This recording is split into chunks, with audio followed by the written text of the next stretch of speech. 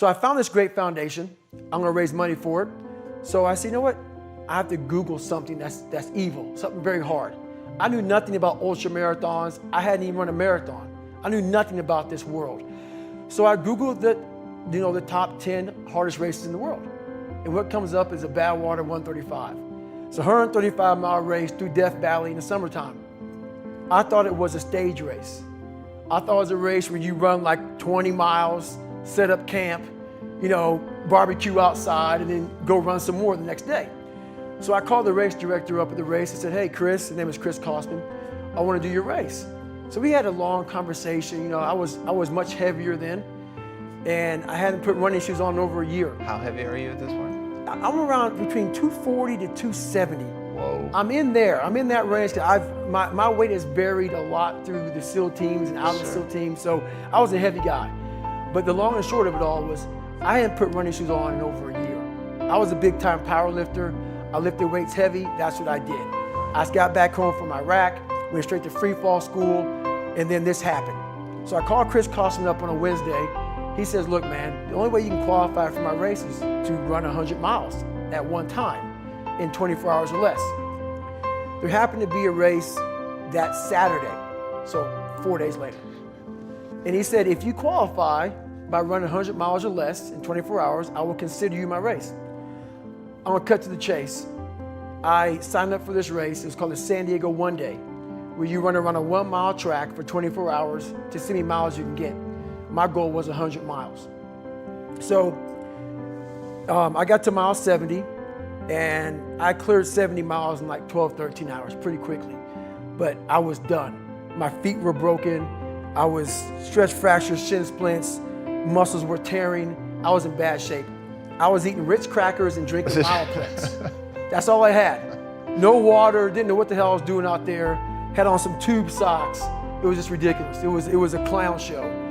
So I sat down at mile 70, and at this time I was married. And I look at my wife and I was like, I'm messed up bad.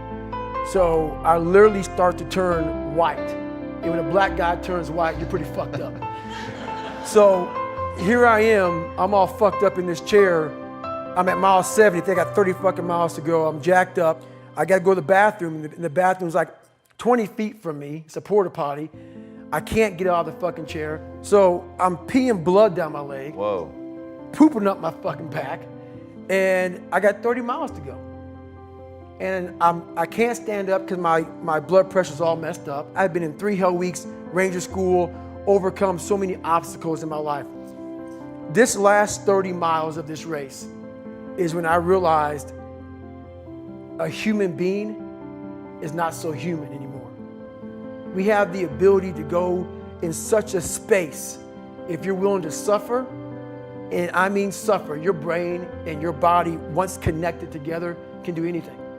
And this 30 miles was the life-changing moment. I was out of it. I was in the worst pain of my entire life. I was, to me, on the brink of death. And I was able to chunk this 30 damn miles into small pieces. I was so driven, and I'm not gonna say motivated, because motivation's crap. Motivation comes and goes.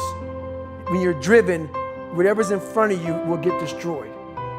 So I sat in this chair, and I was so driven to succeed in this race. And at this time, everybody goes, were you thinking about the guys that died? And I'm not gonna lie to you, I wasn't.